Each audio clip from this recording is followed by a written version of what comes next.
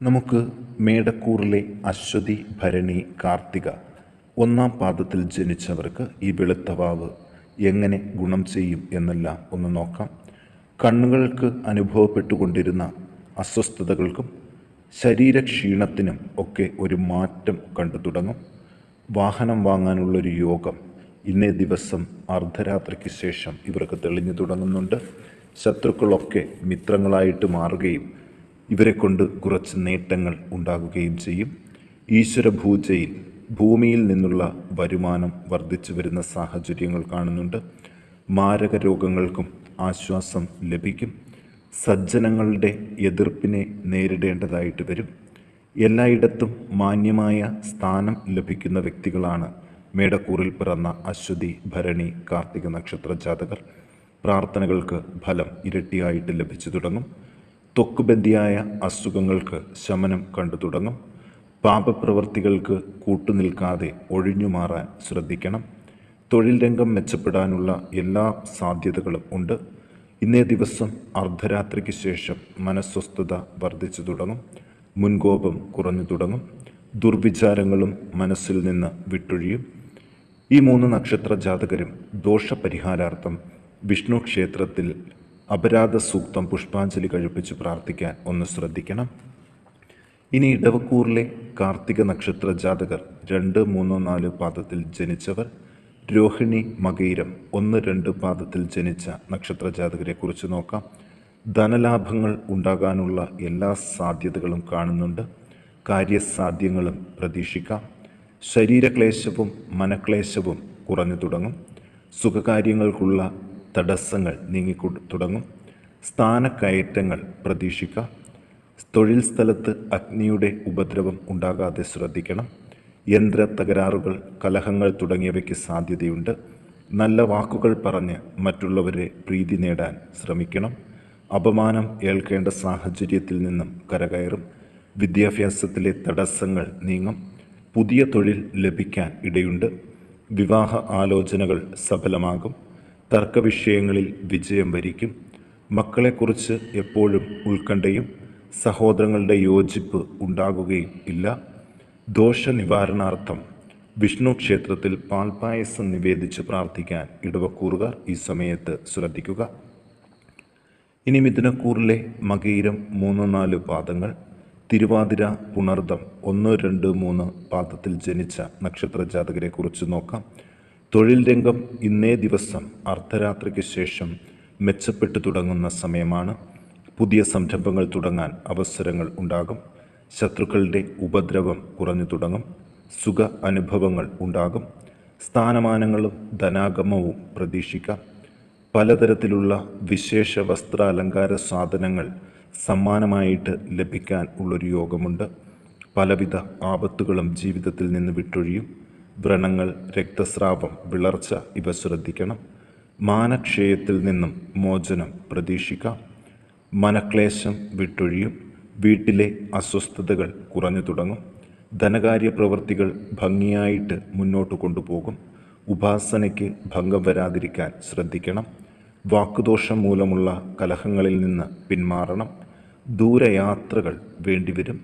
ഭാവി കാര്യങ്ങൾ ആസൂത്രണം ചെയ്യാൻ ശ്രമിച്ചാൽ വിജയസാധ്യതകൾ കൂടുതലാണ്.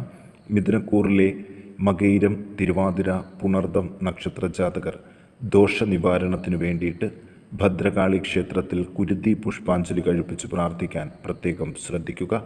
ഇനി കർക്കിടകക്കൂറിലെ പുണർദം 4 പാദം, പൂയം, ആയില്യം നക്ഷത്ര ജാതകരെ കുറിച്ച് നോക്കാം. സഹോദര ബന്ധങ്ങളിൽ നേരിട്ടിരുന്ന ഉലച്ചിലുകൾക്കൊരു അവസാനം കാണുകയും സഹോദരങ്ങളുമായിട്ട് ഒരുമിച്ച് പ്രവർത്തിക്കാനും അവസരം ലഭിക്കും. ക്ഷമ കൂടുതലായിട്ട് അനുഭവപ്പെട്ടു തുടങ്ങും. ഇന്നേ ദിവസം രാത്രി മുതൽ മരണതുല്യമായ ചില അവസ്ഥകളിൽ നിന്ന് മോചിതനാകും. ദുർജനങ്ങളുമായിട്ട് ബന്ധപ്പെടാതെ ഒഴിഞ്ഞു നിൽക്കാൻ ശ്രദ്ധിക്കണം. ചില ആപത്തുകൾക്കും അപകടങ്ങൾക്കും സാധ്യതകൾ കൂടുതൽ കാണുന്നുണ്ട്. പൂർവികമായി അറിഞ്ഞു വന്നിരുന്ന കാര്യങ്ങളിൽ ചില തിരുത്തലുകൾ കൂടി വേണ്ടിവരുന്നൊരു സമയമാണ്. ഭാര്യാഭർത്തൃ കലഹങ്ങൾ മാറി കുടുംബജീവിതം സന്തോഷപരമായിട്ട് മുന്നോട്ട് പോകും. ഉദരരോഗം, നേത്രരോഗം, സന്ധിവേദന ഇവ ശ്രദ്ധിക്കണം. പുതിയ ഗൃഹ ഉപകരണങ്ങൾ വാങ്ങാനോ ഇല്ലെങ്കിൽ സമ്മാനമായിട്ട് ലഭിക്കാനോ സാധ്യതകൾ കാണുന്നുണ്ട്. തൊഴിൽ രംഗം മെച്ചപ്പെടും. ഇനി അങ്ങോട്ടുള്ള ദിവസങ്ങളിൽ വെച്ചടി കയറ്റമായിരിക്കും ഈ നക്ഷത്ര ജാതകർക്ക്. പുതിയ സംരംഭങ്ങൾ തുടങ്ങാനും നല്ല സമയമാണ്. പുതിയ കമ്പനികളിൽ ജോലിക്കായിട്ട് ശ്രമിച്ചാലും 100% വിജയം ഉണ്ട്. തീർത്ഥാടനങ്ങൾ, വിനോദയാത്രകൾ തുടങ്ങിയവ നടത്താനും തക്ക സമയം തന്നെയാണ്.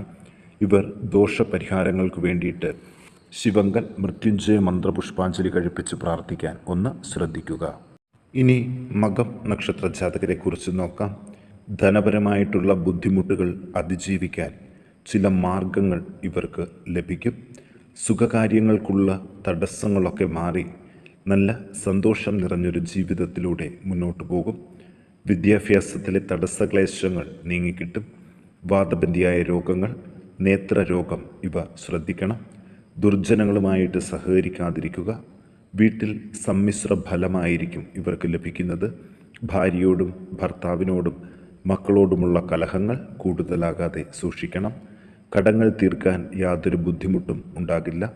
കാര്യസാധ്യങ്ങളും ഉണ്ടാകും. മക്കൾക്ക് സൗഖ്യം ഉണ്ടാകും. ആജ്ഞാസിദ്ധി പ്രകടമാക്കേണ്ടതായിട്ട് വരും. സ്ഥാനമാനങ്ങൾ ലഭിക്കും. ദാമ്പത്യ ക്ലേശങ്ങൾ വിട്ടൊഴിയും. വിവാഹ ആലോചനകളിലെ തടസ്സങ്ങൾ നീങ്ങിവരും. സഹായികളുമായിട്ട് ബന്ധപ്പെട്ട് അപവാദങ്ങൾ കേൾക്കാതിരിക്കാൻ ശ്രദ്ധിക്കണം. സഹോദര ബന്ധങ്ങളിൽ വിള്ളലുകൾ വീഴാതിരിക്കാനും ഒന്ന് ശ്രദ്ധിക്കുക. ഇവർ ദോഷപരിഹാരാർത്ഥം ഗണപതി ഹോമം കഴിപ്പിച്ച് പ്രാർത്ഥിക്കാൻ പ്രത്യേകം ശ്രദ്ധിക്കണം. ഇനി അത്തം നക്ഷത്ര ജാതകരെ കുറിച്ച് നോക്കാം. സമസ്ത മേഖലകളിൽ പ്രവർത്തിക്കുന്നവർക്കും ധനാഗമത്തിൻ്റെ കുറച്ച് ദിവസങ്ങളാണ് വരുന്നൊരാഴ്ച. ധനത്തെ ചൊല്ലി കലഹങ്ങൾ ഉണ്ടാകാതിരിക്കാനും ഒന്ന് ശ്രദ്ധിക്കണം. അപ്രതീക്ഷിതമായ കാര്യസാധ്യങ്ങൾ മൂലം ജീവിതത്തിൽ മുന്നേറ്റം നടത്താൻ സാധിക്കും. രോഗശാന്തി ഉണ്ടാകും. അലങ്കാര സാധനങ്ങളോ വിലപിടിപ്പുള്ള സമ്മാനങ്ങളോ ലഭിക്കാൻ സാധ്യതകൾ കൂടുതലാണ്. വലിയ ദുഃഖ അനുഭവങ്ങൾ നിഷ്പ്രയാസം അതിജീവിക്കും. ആദിവ്യാധികൾ കുറഞ്ഞു തുടങ്ങും. ബന്ധനാവസ്ഥയ്ക്ക് സാധ്യതയുണ്ട്. അപ്രതീക്ഷിതമായ ചില യാത്രകൾ വേണ്ടിവരും. കുടുംബാംഗങ്ങൾക്കും ബന്ധുജനങ്ങൾക്കും അഭിവൃദ്ധി ഉണ്ടാകും. സഹോദരങ്ങളുമായിട്ടുള്ള കലഹങ്ങൾ കുറഞ്ഞു തുടങ്ങും. ഗൃഹനിർമ്മാണത്തിനുള്ള ശ്രമങ്ങൾ വിജയം കാണും. പൊതുവെ ആരോഗ്യം മെച്ചപ്പെടും. ജീവിത പങ്കാളിയുടെ രോഗാവസ്ഥ വിഷമമുണ്ടാക്കാൻ സാധ്യതയുണ്ട്. തൊഴിൽ രംഗം മെച്ചപ്പെടാനുള്ള സാധ്യതകളും ഈ സമയത്ത് കൂടുതലാണ്. ഇവർ ദോഷപരിഹാരാർത്ഥം വിഷ്ണുവിന് ഷഡാക്ഷര സുദർശന മന്ത്ര പുഷ്പാഞ്ജലിയും പാൽപായസ നിവേദ്യവും നടത്തി പ്രാർത്ഥിക്കണം. ഇനി ചിത്തിര നക്ഷത്ര ജാതകരെ കുറിച്ച് നോക്കാം. ശത്രുക്കളുടെ ചതിയിൽപ്പെടാതെ തലയുയർത്തി നിൽക്കാൻ വരും ദിവസങ്ങളിൽ ഇവർക്ക് ദൈവത്തിൻ്റെ കൃപാകടാക്ഷം കൊണ്ട് സാധിക്കും. വാക്കുദോഷം മൂലം ശത്രുക്കളെ വർദ്ധിപ്പിക്കാതിരിക്കാനും ഒന്ന് ശ്രദ്ധിക്കണം. ഉദരരോഗം, കാൽപാദങ്ങൾ, ഒടിവ്, ചതവ് ഇവ കൂടി ശ്രദ്ധിക്കേണ്ട സമയമാണ്. ഗവൺമെൻറ്റുമായിട്ടുള്ള ഏർപ്പാടുകളിൽ വിജയം വരും. മനോവിചാരം കുറഞ്ഞു തുടങ്ങും. പോലീസ് കേസുകളിൽ അകപ്പെടാതെ സൂക്ഷിക്കണം. ബുദ്ധിസാമർഥ്യം പല കാര്യങ്ങളിലും തുണയാകും. പലവിധ ധനാഗമങ്ങൾ ഉണ്ടാകും. നല്ല ഉറക്കം ലഭിക്കും. മക്കൾ അടുത്തില്ലാത്തതിൻ്റെ വിഷമം കൂടുതലാകാതിരിക്കാൻ ശ്രദ്ധിക്കണം. സന്താന ഉൽപാദന ചികിത്സകളിൽ തടസ്സം ഉണ്ടാകാതെ നോക്കണം. ഭൂമി കച്ചവടം ലാഭകരമാകും. തർക്ക വിഷയങ്ങളിൽ യുക്തി കൊണ്ട് വിജയം വരിക്കണം. മനസ്സ് സംഘർഷഭരിതമാകാതിരിക്കാൻ ശ്രദ്ധിക്കുക. അവിവേകങ്ങൾ മനസ്സിൽ ഉടലെടുത്താലും അത് നിയന്ത്രിക്കാൻ ശ്രദ്ധിക്കണം. സഹപാഠികളുമായിട്ടുള്ള കലഹങ്ങൾ അവസാനിപ്പിക്കാനും ഒന്ന് ശ്രദ്ധിക്കണം. ഇവർ ദോഷപരിഹാരാർത്ഥം ശാസ്താവിന് എണ്ണ അഭിഷേകം ചെയ്ത് നീരാജനം കഴിപ്പിച്ച് പ്രാർത്ഥിക്കാൻ ഒന്ന് ശ്രദ്ധിക്കുക. ഇനി തലയുയർത്തി നിൽക്കുന്നൊരു നക്ഷത്രക്കാരായ ഉത്രട്ടാതി നക്ഷത്ര ജാതകരെ കുറിച്ച് നോക്കാം. ഇവരുടെ ജീവിതത്തിൽ എല്ലാ അലച്ചിലുകളും ബുദ്ധിമുട്ടുകളും കുറഞ്ഞു തുടങ്ങുന്ന ഒരു സമയമാണ്.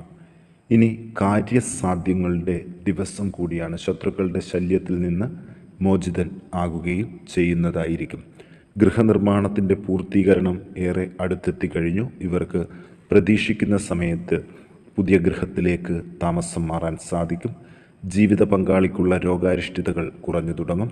ബന്ധുജനങ്ങൾക്കുള്ള ആപത്തുകൾ ഒന്ന് ശ്രദ്ധിക്കണം. മനസ്വസ്ഥത വർദ്ധിച്ചു വരും. ഗൃഹ ഉപകരണങ്ങൾ മാറ്റിവാങ്ങാനാകും. അല്പമായ ചില സുഖ അനുഭവങ്ങളും ഉണ്ടാകും. ചെയ്യുന്ന പ്രവൃത്തികൾ പരാജയപ്പെടാതിരിക്കാൻ ശ്രദ്ധിക്കുക. പ്രോജക്റ്റുകൾ തുടങ്ങിയവ തയ്യാറാക്കുമ്പോൾ പ്രത്യേകം ഒന്ന് ശ്രദ്ധിക്കണം. തൊഴിൽ രംഗം മെച്ചപ്പെടാനുള്ള യോഗവും ഉണ്ട്. ഇവർ ദോഷപരിഹാരാർത്ഥം ഭഗവതി ക്ഷേത്രത്തിൽ ജയദുർഗ മന്ത്രപുഷ്പാഞ്ജലി കഴിപ്പിച്ച് പ്രാർത്ഥിക്കാൻ ഒന്ന് ശ്രദ്ധിക്കുക.